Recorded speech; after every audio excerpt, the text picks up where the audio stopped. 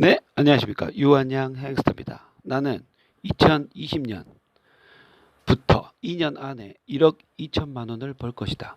1년에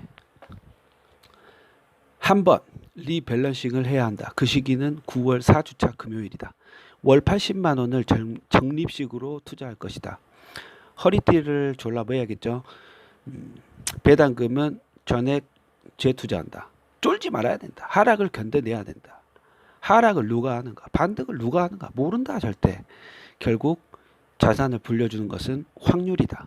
셰넌의 도깨비다. 이기는 게임을 해야 된다. 큰 폭의 하락이 와도 주식을 1년에 한 번만 거래해야 된다. 애플과 미국 기술주는 우상향한다. 미국 장기 국채는 결국 우상향한다. 자, 우상향하는 자산 두 개를 샀다. 바로 주식과 장기 채권. 남은 것은 최대 낙폭을 견디는 것이다. 최대 낙폭은 23%, 환차익으로 모두 커버가 된다는 사실을 반드시 기억해라. 유한양 행스터. 애플은 중국 리스크가 있다. 반드시 큰 폭의 하락이 있다. 중국 리스크는 결국 해결이 된다. 관계가 개선이 되든 공장을 옮기든 일시적 하락은 분명히 있을 수가 있다. 많게는 40% 이상의 하락을 하지만 결국 애플은 이겨낼 것이다. 미국 기술주는 결국 우상향할 것이다. 이때 국채를 팔고 애플을 저가에 매수한다. 애플과 기술주가 내리면 장기 국채는 상승을 하고 결국 환율이 방어해주기 때문에 최대 낙폭을 버틸 수가 있다.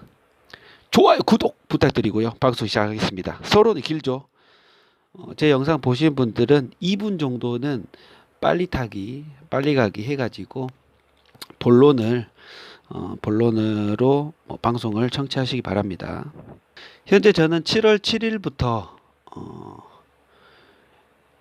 애플 AAPL 티커 30%, QQQ 30%, 미국 기술주 추종하는 기술주 ETF 100, QQQ를 30% 보유를 하고 있고요.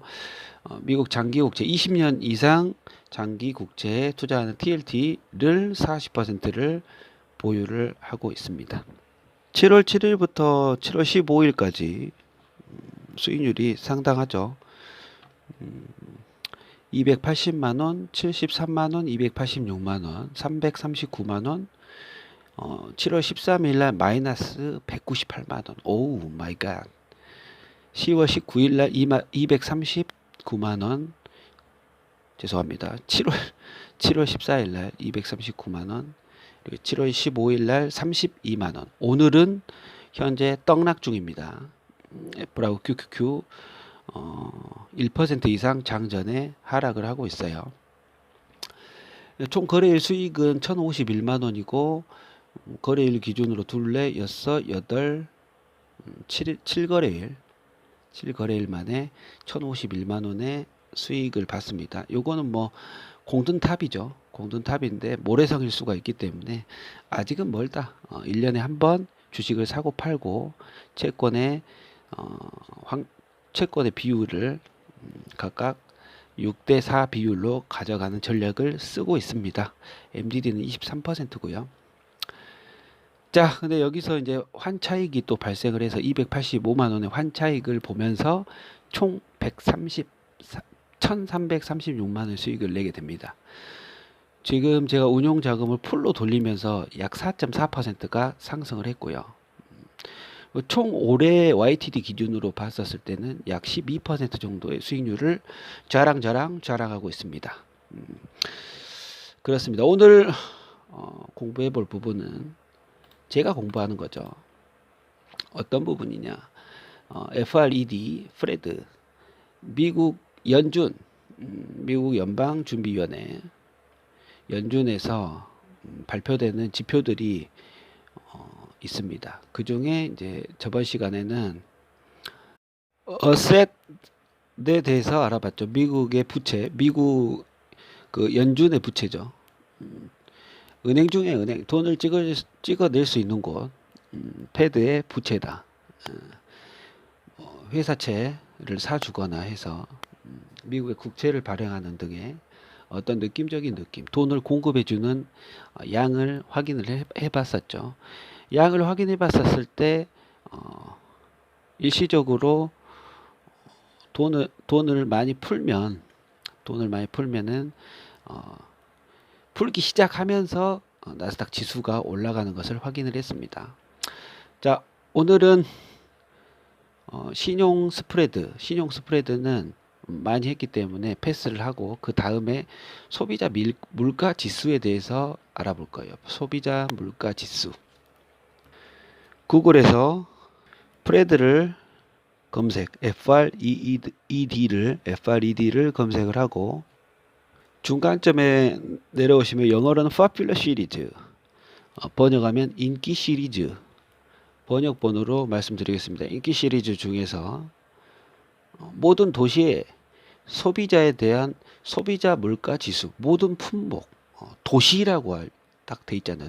도시, urban, 도시 소비자에 대한 농업 지수도 있으니까 그건 빼고 도시 소비자에 대한 소비자 물가 지수를 클릭을 하면은 차트가 맥스 최대한으로 쭉 나옵니다. 완전 아름다운 우상향을 보이고 있죠.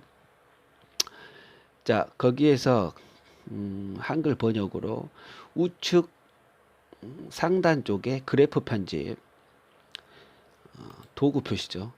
그거를 딱 누른 다음에 그러면 편집 라인 1, 라인 추가, 체제 요 세 가지가 보입니다.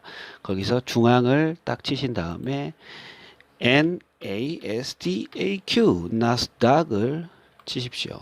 그 다음에 클릭을 한 다음에 나스닥 컴포지트 인덱스 여기서 데이터 계열을 추가를 딱 해줍니다. 그러면 좌측에 edit lines의 숫자가 2가 됩니다.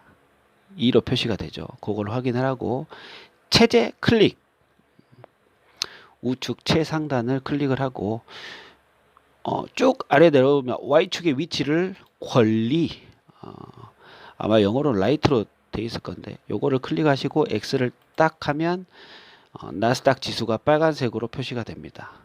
여기서 2008년도 거를 드래그를 한번 해볼까요? 근시적으로 보는 겁니다. 근시적으로 이렇게 딱 되면은 2008년도 1월부터 2009년 6월까지 미국 요때가 2008년도 경제 위기죠. 미국 경제 위기입니다. 그래서 소비자 물가 지수가 쭉 오르다가 소비자 물가 지수는 또 후 반영을 하고 있어요. 오르다가 쭉 내리는 시점이 있죠. 완전 떡 나가죠. 나스닥 지수가. 여기까지는 버틸 수가 있어요. 소비자 물가 올라갔었을 때 2008년도 1월부터 3월까지는 버틸 수가 있다. 소비자 물가가 오르고 있잖아 하고 버틸 수가 있는데 쫙 떨어질 때쯤에는 완전 바뀌죠. 요때는 피해야 된다. 주식 투자를 완전 피해야 된다. 그래서 나스닥 지수가 하락하는 흐름을 보여주고 있다는 겁니다. 다시 상승할 때쯤에 소비자 물가가 오르는 시점에 나스닥이 오르지 않습니까? 요때 뭐 살짝 올랐을 때 뭐 고점이니 난리 쳤겠죠. 언론에서. 근데 뒤를 돌아보지 않고 쭉 올라가는 느낌적인 느낌. 소비자 물가가 올라가는 순간 나스닥 지수도 꾸준하게 우상향을 한다. 부침은 있죠. 등락은 있습니다. 그리고 2010년도 때 말하자면 2010년도 때 초입에 에이프릴이면 1, 2, 3, 4월 메이가 3월이니까 아니 마치가 3월이니까 페이버리트 제니어리 페이버리 오케이 에이프릴 4월 맞았다. 다행이네. 이것까지 또 사전 찾아볼 수 없지 않습니까? 그래서 살짝 떡락을 하다가 쭉 올라간다. 소비자 물가 지수와 함께 경제가 나아지고 있기 때문에 나스닥 지수도 올라가는 것을 확인을 할 수가 있습니다. 요거 2008년도 거를 캡처를 해 보겠습니다. 자, 그 다음에 최근 2020년도 보시면은 캡처를 해 보겠습니다. 코로나 위기 사태 때 어떻게 됐는가 캡처를 딱 해서 보면,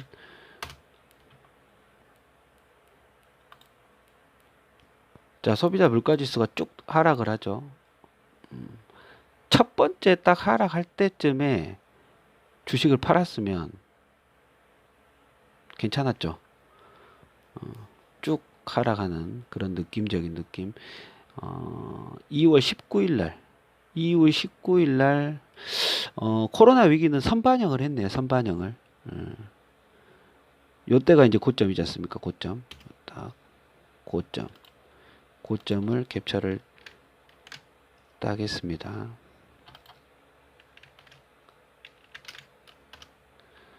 고점에서 주가가 빠지기 시작하더라. 그리고 올라가는 거 확인을 하고 주가가 좀 올라가는 것까지 내비둬도 먹을 수가 있다라는 거죠. 어느 정도 주가의 바닥을 확인을 할 수가 있었겠네요. 근데 후달려서 못 들어갑니다. 이때 뭐 기사가 뭐 3월달, 4월달까지도 무시 못했죠. 이때 올라갈 때 뭐 더블 딥이니 W자 반등이니 이런 독 소리를 했었죠. 웃겼습니다. 저는 뭐 무서워서 뭐 한 푼도 못 들어갔죠. 들어가봤자 뭐 1,000만 원, 2,000만 원 정도 들어가가지고 뭐 애플이나 마소 이렇게 딱 해갖고 따먹기 했죠. 그렇습니다. 지금까지 소비자 물가 지수에 따라서 얘가 한 달에 한 번씩 발표되는구만. 아닌데? 메이, 준, 3월, 4월. 지금 5월인데. 아하. 소비자 물가 지수는 5월 달에 메이 것이 확인이 되고 후행 지표네요. 준, 메이, 에이프릴, 4월, 메이, 5월, 6월, 준, 오케이, 6월 달까지 발표가 됐죠.